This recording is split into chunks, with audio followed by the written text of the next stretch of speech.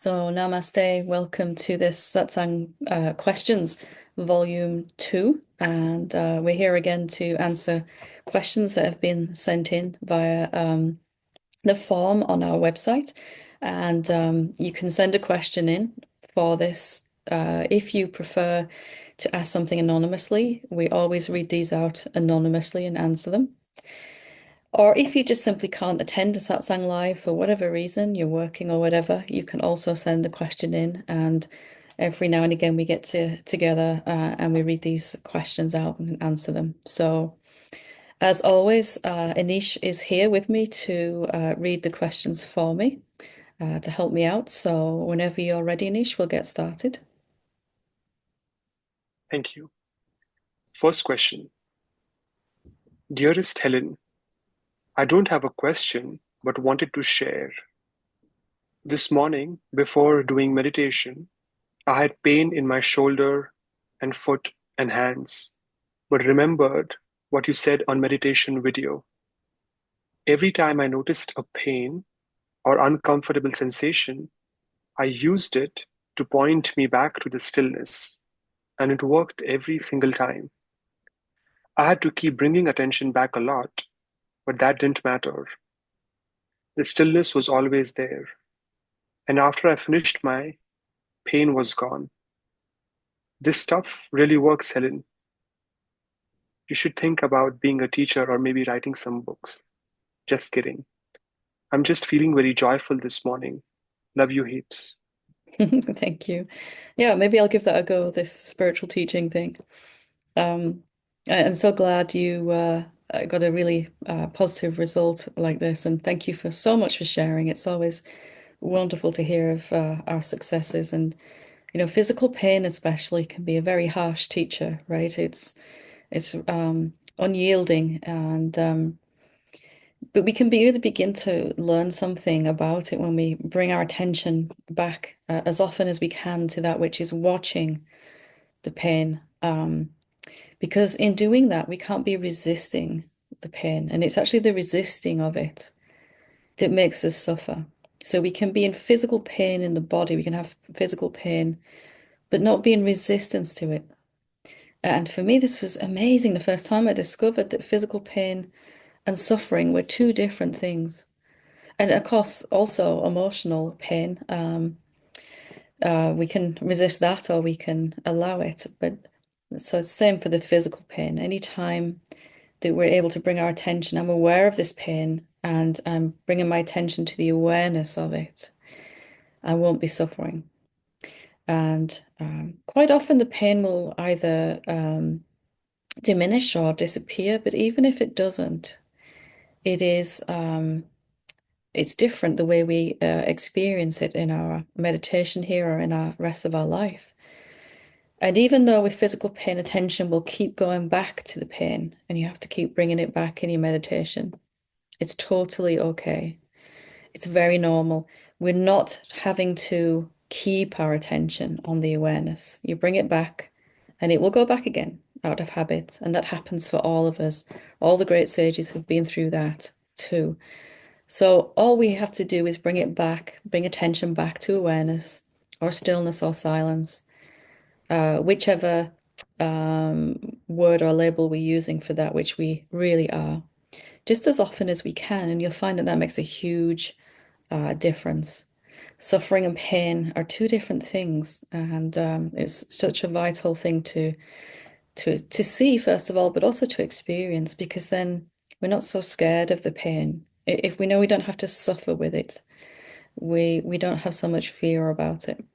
Of course, we'd always rather it not be there, but resisting something is what makes us suffer. And this is the perfect way to not resist, to bring our attention back to what really is, to what is permanent. And from there, we cannot suffer from anything. Thanks, Anish. Next question. Dear Helen, for the past while, I've been doing a lot of shadow work with a guide on past trauma and abuse. This has really highlighted a lot of repressed, hidden resentment, fear, envy, competitiveness, and trying to prove myself, etc. I didn't even know I had these as they were deeply repressed memories. However, I'm really grateful to have uncovered this, as it's explained a lot of confusion and fear I've experienced for so long that throws me off balance and into a lot of pain and illness. I describe the thoughts as fearful, childlike, critical, judgmental thoughts toward me and whoever I'm with, mainly around the theme of being left out, not liked, rejected, or abandoned. And when this shows up suddenly and unexpectedly, it shocks me as it's so irrational and unwarranted to the situation. It also feels unjustly distrustful and paranoid. I can't always see clearly what these thoughts are at the time, only that I feel very uncomfortable, small, and identified, like I'm really a bad person. Afterward, when I revisit the situation, I can see much more clearly what the thoughts are saying. This is especially more clear since the repressed trauma has been allowed to come up and be seen. I've been sitting with the inquiry you gave me. Is it really true I'm not safe? Which helps a little, but wondered if you could suggest any other inquiries or ideas that would help or hit the mark a bit more. I'm also wondering if it could do a variety of inquiries around this, as sometimes doing just one inquiry can feel a bit automatic, repetitive, and go dry. Looking forward to hearing your reply. Much love. Thank you. And yeah, I would only add more inquiry if you feel, contemplation rather, questions, if you feel good about doing it. If we ask 4 or 5 questions a day in contemplation in different sessions, but from a place of, I really want to get out of trouble and I'm doing it kind of mechanically, it's not really going to have the same effect. It might even add to the sense of a separate person, right? Someone who's got to get all this contemplation done. And I experienced that myself, of course. What I would suggest is really taking a look at what seems to be going on in our lives is always a reflection of how we are treating ourselves inside. So, and of course, we don't really realize this, it's all deeply buried. When I looked at what was going on in my outer life years ago now, was a lot of hatred coming at me, rejection, um, people abusing my trust, and all those kinds of things. And I had to really look at what that was trying to show me. Eventually, I realized that it's reflecting my own rejection of myself, my own doubt of myself, even my own self-hatred as it was at the time, from this deep sense of shame and that I'm just not who I need to be, not who people need me to be. People don't like me, all of that. And I realized actually, I don't like me. I don't like me. That was the huge thing that I had to come to see. Because on the surface, consciously, all these thoughts were um, that I'm doing quite well, I'm deepening in my awakening, I've got a good circle of friends, all of that. Good relationships, fairly, up and down, like all relationships have their moments. But when I really dug deep down, the emotions that I was feeling, really trying to see what this was showing me was that I didn't like or even hated myself. And that um, what was coming at me from other people who aren't really other than me, other bodies, we could say, was a reflection of what I was doing to myself inside my own consciousness. And deeply had to question this, looking at self-hatred. Is it really true I don't deserve to exist? Was a question I worked with for quite some time, really, to counteract this self-hatred and shame. But most of all, the deep recognition for me was that I'm listening to my mind's perspective about me. And my mind, shockingly, I realized has never met me. It's only, mind is like a closed loop, right? Mind is thoughts about thoughts. So if someone said to me, you're really not who you need to be, or said something mean, my mind would go into thinking about what it thinks they said. Or if I was to do something in error or something like that, my mind would think about what it thinks happened. And it's always doing this, right? It can't actually access reality. It's like the software program on this computer I'm using to record this, trying to run my life. And that may sound ludicrous to imagine, but we're doing that with our mind all the time, especially our awakening. So, has your mind, is it really the best tool? We don't want to make it wrong. We just want to see it has its limits. When it says something to you that it's certain, some kind of self-rejection or judgment or something like that, it's certain that it's right. Can we begin to have a little distance from that? If you had a friend in a foreign country who you'd never met face to face, never been to see, they'd never come to your country, and they were giving you all kinds of advice about how you should live your life, would you really listen to that? Or if someone knocked on your door and tried to give you a lot of advice about everything that they think is wrong with you, and they haven't actually met you, they just literally turned up randomly at your door, how much would you take that in? And yet we're kind of doing that with the mind because we think it knows what it's talking about. It thinks it knows what it's talking about. But thinking about reality is not the same as actually experiencing reality. Thinking about you is not the same as knowing you. So you gently, lovingly kind of have to just, well, that's okay, that's your opinion, but I'm not necessarily going to listen to that. For me, I had to develop a deep and abiding curiosity as to what I was actually like, rather than what I thought I was like. This mind and body, I mean, not the infinite formless self. Of course, we do that as well in our inquiry. And so, has your mind ever met you? Are these opinions you have about yourself informed? Or are they speculation, pure speculation? How would other people see you? You say, well, they don't like me, but do you know how other people see you without this belief in the way? This belief is coloring your experience. And surely you don't really know what people actually think about you until this belief has gone completely from your system. And then, only then, can we actually find out. What I began to discover is I was exactly who I wanted to be, all the things I was striving towards. I was actually that already and hadn't noticed. So compassionate, loving, non-judgmental, all of those things. But I kept experiencing this lesser version of myself because I was sure that's who I was. And reality is so powerful, you are so powerful, you'll experience what you think to be true. To really question, another good question, you could drop all your previous contemplations and take this one, if it feels right, of course. Has my mind really met me? Or does my mind know me? Again, it's important not to make the mind the bad guy, right? It's not the villain. It's just a software program. Thoughts talking about thoughts, two thoughts about thoughts. A fish swimming around in a fishbowl, thinking it knows what's going on at the other side of the room or in the next room or in the next house. It's got no capacity to see what's outside of the fishbowl, right?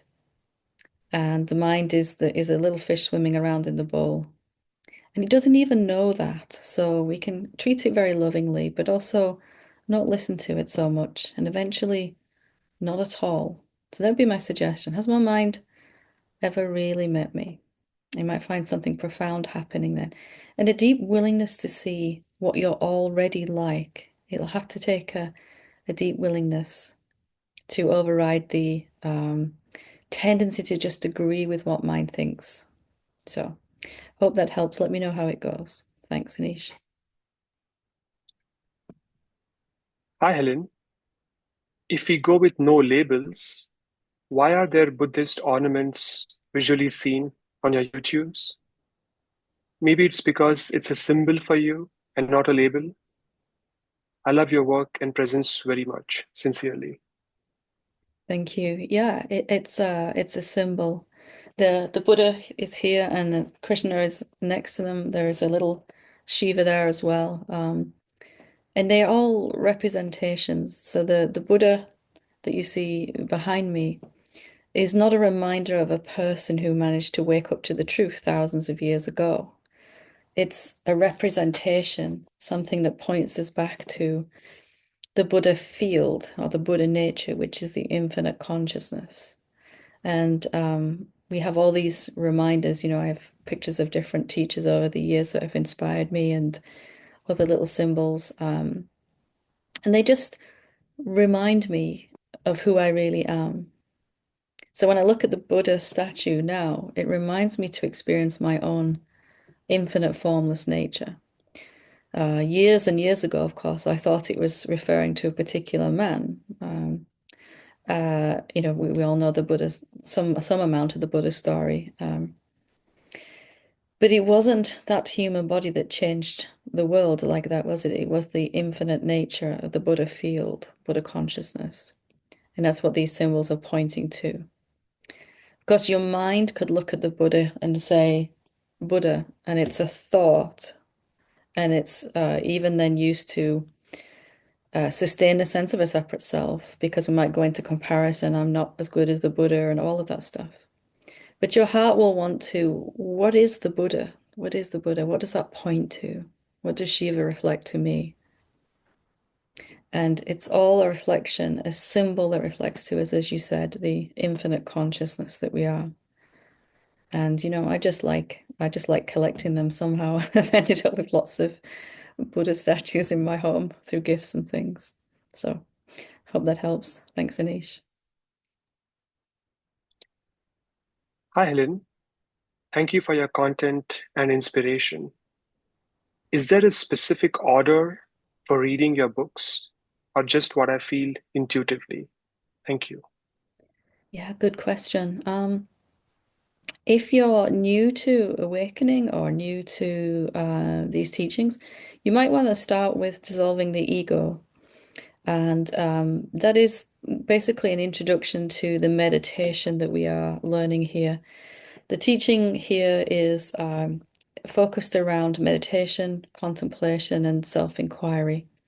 Meditation and self-inquiry is a way to see who we really are more clearly. Contemplation is a way to see who we are not more clearly and able to then, therefore, let that go. So it's a good idea to start with dissolving the ego. And when you've imbibed that a little bit, you've got a good meditation practice, you'll probably find that you are eventually more drawn to self-inquiry, for which there are several books, but Reality Check is kind of for those at the end of the seeking and really want to transcend this idea that form and formless are different. Um, in between those two, so you have Dissolve an Ego and Reality Check, there's a book called Now That You Are Formless, which is really, really helpful in starting to understand and see and live as who we really are. Like, what does it mean if you are insubstantial, intangible formlessness? Looking at various aspects of that, that it's effortless to be this, that you are omnipresent, and helping bring these things out into a lived reality. There are other books as well. Transcending the Mind is a standalone book that works all by itself.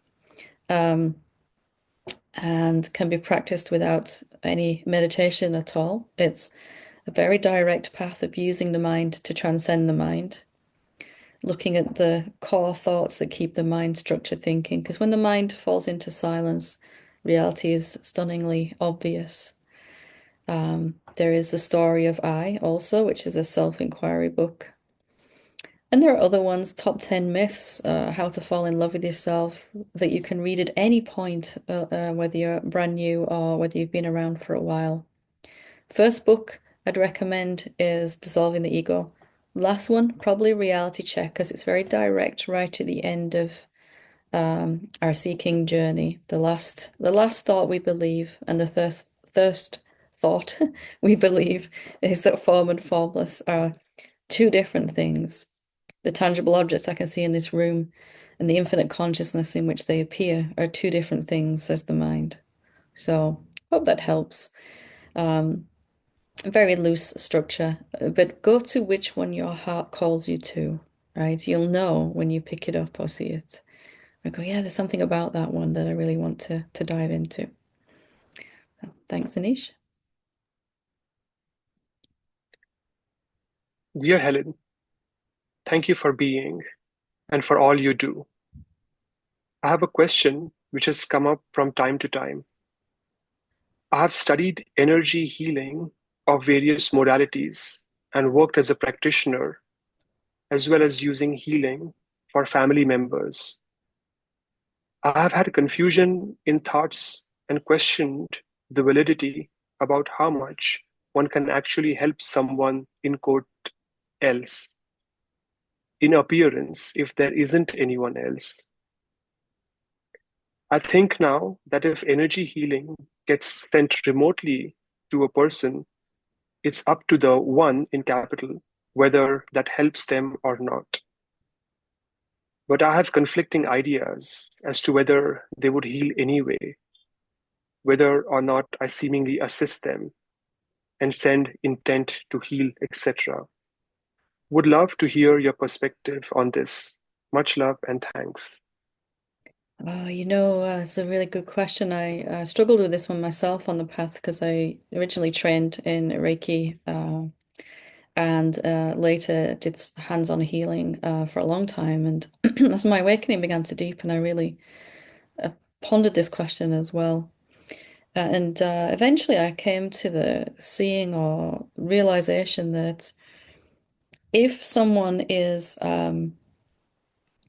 asking for healing or needing healing, and you were to send that healing remotely, as you rightly said, there's no other person, but the infinite formless consciousness has appeared as all these energetic forms, subtle forms, souls, astral forms, whatever you want to call it, the being in the human being, and each one of those souls, I'm just going to use that word, which then, has a physical body as well, incarnates in a physical body. Each one of them is open a certain degree to receive that healing or not. And all you can do is to send that healing if it's been asked for, or if you send it with the intention that it be received by those who need it, if you send it in a general way. If you send it as the one being, you're sending it to yourself. So it's kind of broadcast out to all human consciousness, and anyone that needs it can receive. And they might not realize they're receiving healing in that way. They might just have really had a terrible day and just be asking a prayer like, please, I need some help or something.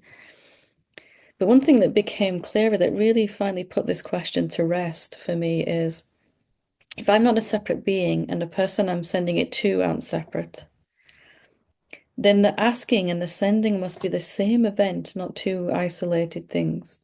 My urge to send it and this person's need for it are arising two different forms, body forms, but it's really the one consciousness asking for help, as you said. So if I'm sending it, it must be being received on some level, even if that's only on an energetic level and is not really allowed to permeate the mind structure of that person and deeper into the physical body. But all help is really help given to the soul anyway. Like I'm not talking to your body right now or your mind because it wouldn't really understand. It's the individual aspect of the infinite consciousness that you are that's understanding this. And that is always open to receive help. Um, so I hope there's something in that that really helps you settle in this. But if not, please do write back in again and we can have another go with it. Thanks, Anish. I have a persistent feeling of deep sadness. I have tried everything to get rid of it, as I desperately want to be happy. And I feel it is getting in the way. I have tried talking to it, welcoming it, asking it what it wants, sitting with it, etc. Nothing works. I even question if it is actually even there, or if I just believe it is. Any help would be much appreciated. So yeah, what I'd suggest is looking at this a different way.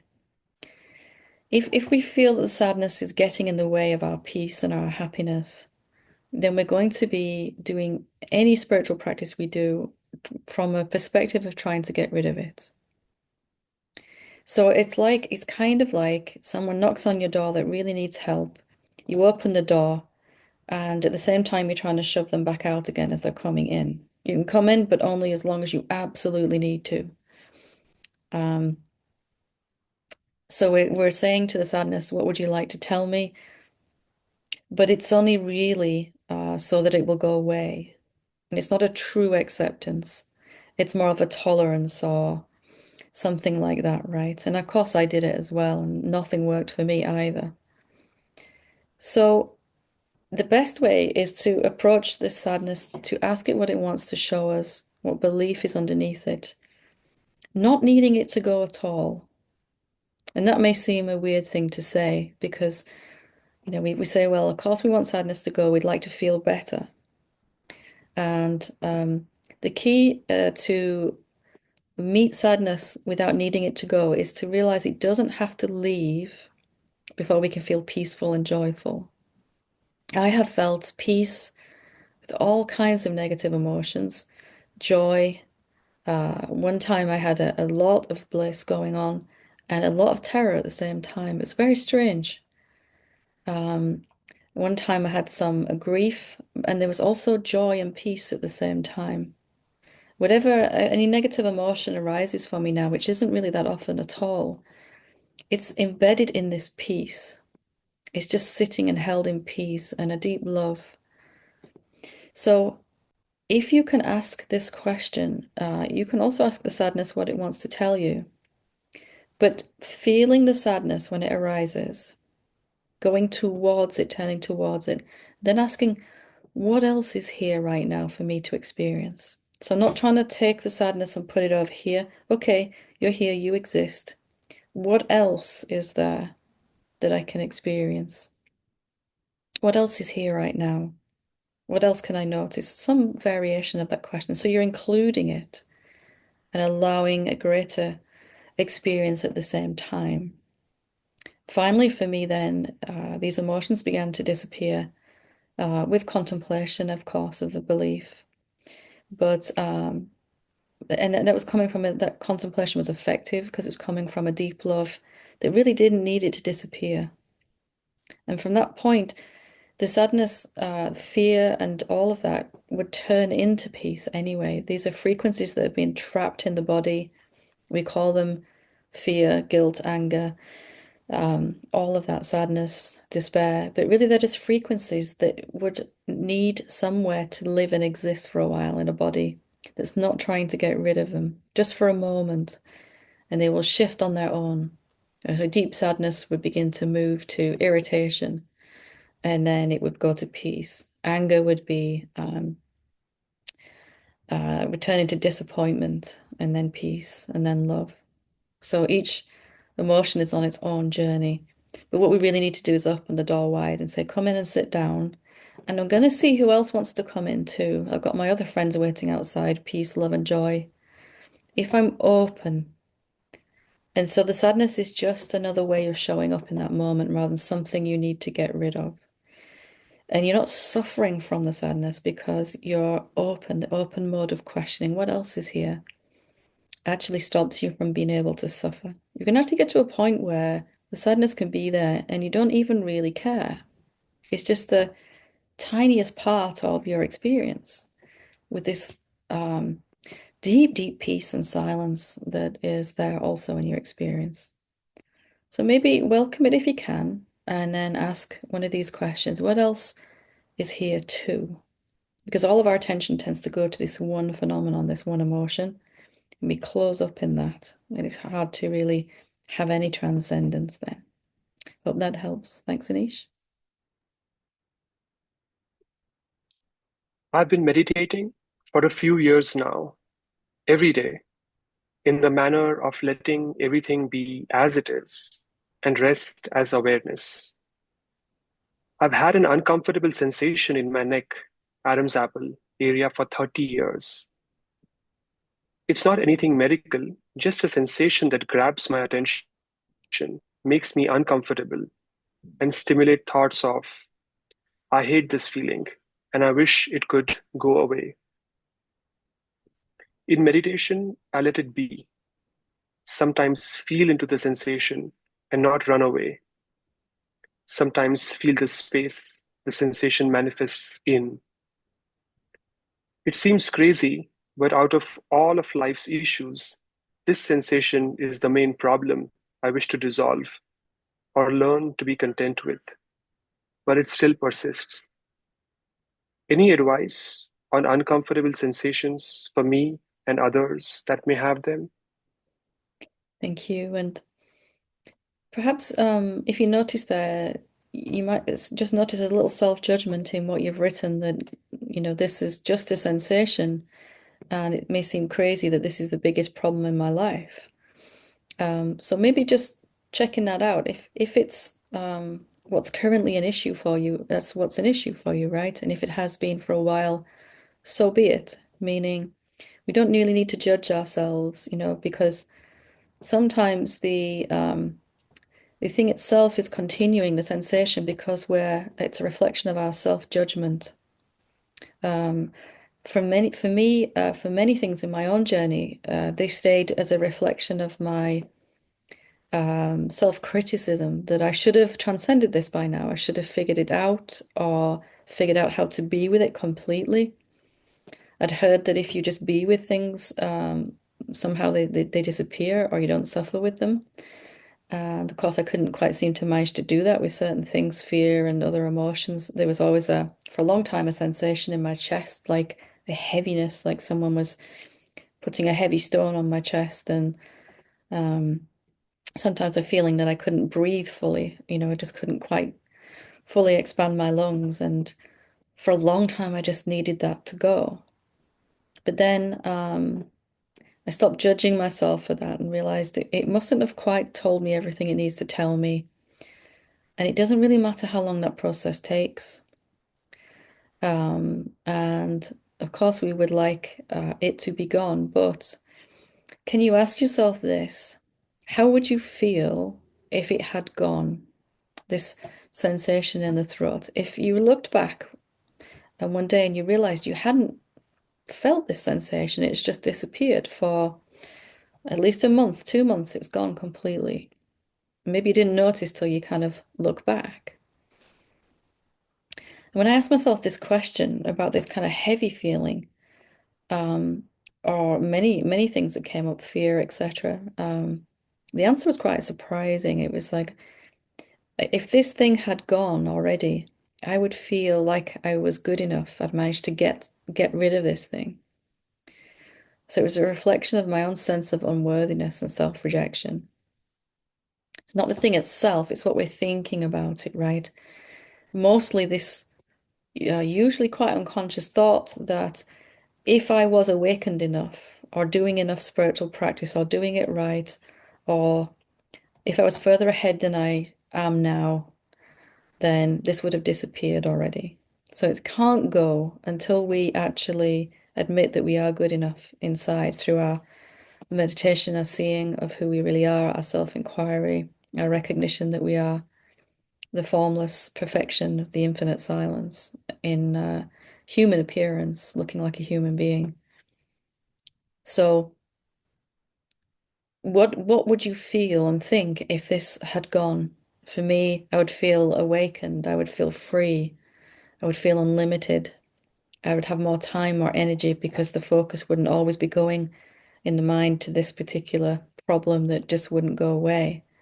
Ever more uh, thoughts, solutions about how to deal with it, etc. So if it was gone and you looked back and it had been gone for 2 or 3 months, how would you feel? And why can't you feel that way now? Really important, right? We want the phenomenon to go before we feel a certain way, but it's a reflection of how we're feeling now. So we have to shift how we feel. by really looking at that. Do I need this thing to go to prove anything to myself? When the answer to that is no, it will disappear faster than you realize. Most likely, it's just some energy stuck in the energy system, right, in the chakra system, which cannot move. While we're holding such set ideas, we kind of putting it in a box. If we open up and really look at what this means to us, it can begin to move up the system. So, hope that is helpful, and just have a play with it, some openness around it, see what happens. Thanks, Anish. On average, how much time per day did you spend doing self-inquiry before you really saw who you were? Oh, I can't say an average because they were wildly different. I can explain a little bit about the process. First couple of times I tried self-inquiry was once, and found it a very frustrating process. So probably 2 or 3 minutes in a month. Then a year later, I tried again with a little more clarity, and actually saw that I wasn't a separate being at all. I was actually quite shocked and quite a bit scared by that. Also excited and intrigued, but it took me another, I don't know, maybe another month or so to try again after that. So again, 2 or 3 minutes in a month. And then I would sporadically inquire and experience who I am over the course of about 2 years, I think. And of course, it'll be much faster for you because you've got a lot more help. I had no clue what I'm doing at all, what I was doing. I didn't even know what self-inquiry was. So over these 2 years, I became more and more interested in experiencing my formlessness. So it went from 2 or 3 minutes a month to probably 5 minutes a day at the end of this 2 years, where it became part of a habit. I realized if I wasn't consistently inquiring, experiencing my own formlessness, we've just put some videos up actually on YouTube, self-inquiry study session, and that's what I was doing over and over again, this 5 minutes a day. Um, And then it began to permeate the rest of my day. I kept wanting to, because it felt so nice. So when I started this process, it was to try to stop suffering. Like everyone comes to their inquiry to get out of trouble, you know? And as time progressed, it became in this habit. It was something I really wanted to do. I didn't really care whether it got me anywhere. My mind still did, of course. It got me out of suffering. And eventually, over the next 6 months, so once it became a consistent habit, 5 minutes a day, over the next 6 months, something amazing happened. It became continuous on its own. So every spare moment, my mind would be asking this question, can I find a separate being? And I'd be searching while I was talking to someone, while I was on the phone, all kinds of stuff, right? Doing the dishes. And I actually realized at that point the body and mind can function quite well on their own without me, and I can be actually inquiring while I'm doing other things. And it wasn't coming from having to do it, it was coming from a deep and rich love affair with reality and a deep knowing that I cannot suffer. I feel amazing when I'm actually in inquiry. I can't be believing any thought at all. And that while I'm inquiring and directly experiencing myself, all my karmic patterns and all illusion are falling away in that moment. That one moment spent in inquiry of actual experience is counteracting the whole rest of my day, believing myself to be a someone and suffering. So it went over the course of 6 months from 5 minutes a day to every second I could.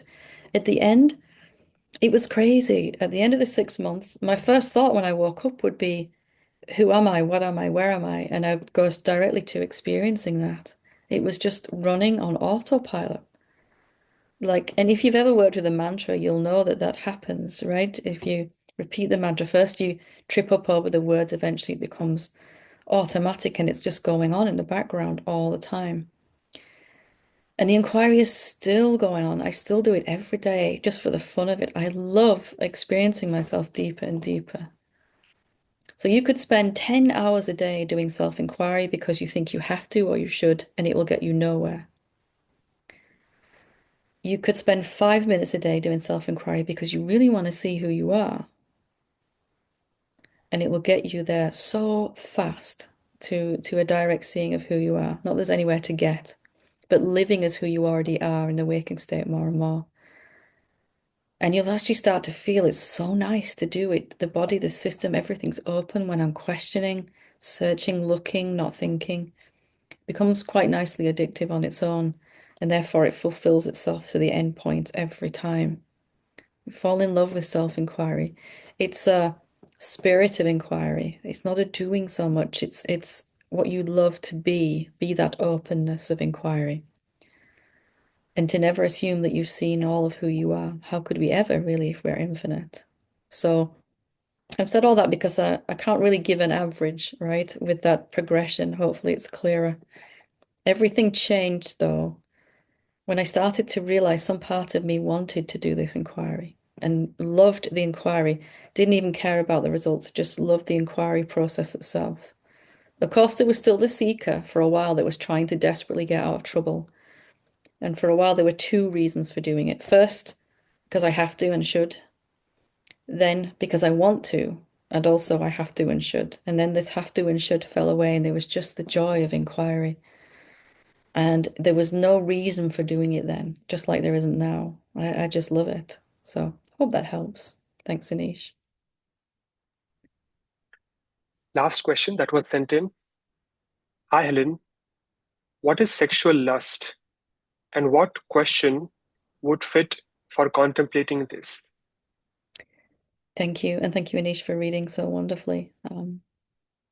So, sexual lust is just another form of desire, right? Anything that we want or desire, it is just desire energy.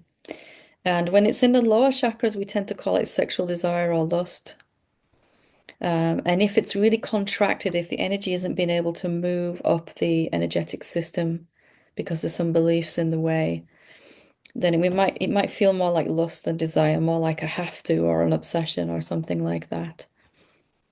And when we that and it's same energy, same desires in the heart chakra, is a desire for love, to be loved and to be loving.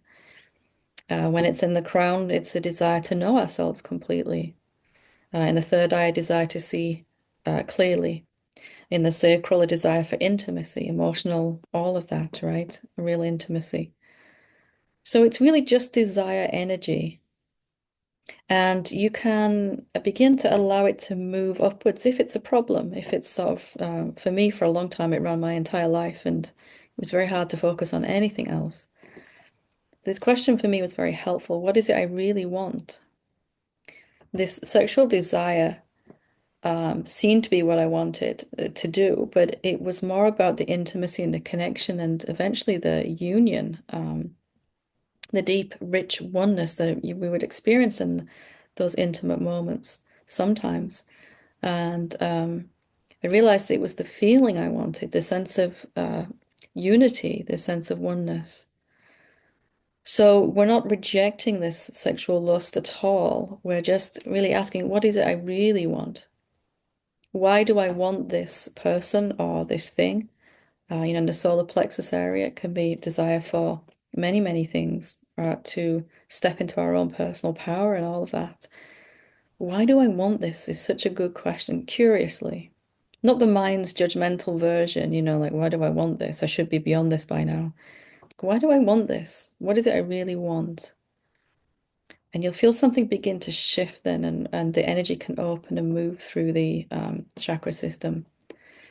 If there's nothing wrong with sexual intimacy, of course, and this advice, I'm assuming that you've asked this question because it's become a little bit problematic and might be consuming a lot of the thought process in that. Just gently inquiring. Desire is just desire, and we call it by different names depending on which chakra it's hanging out in, right? Um, and sexual desire gets a bad rap, but it's just desire, really. So hope that helps. And thank you all for your intelligent questions that you've sent in.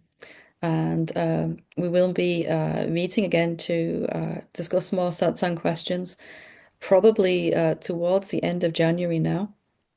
And so if you have a question you can send in, you can go to the Satsang page on our website, helenhamilton.org, and or the contact us page. There's a form in there. You can send your question in. It'll be read out in the next recording here and answered. And just want to take a moment to wish you all happy holidays and to know that if you are um, feeling alone or struggling over this period, that you're not really alone. If you just reach out for help, there is help there, physically and non-physically. And, remembering none of us are human beings. We're the one being closer than close. So thank you very much. Namaste.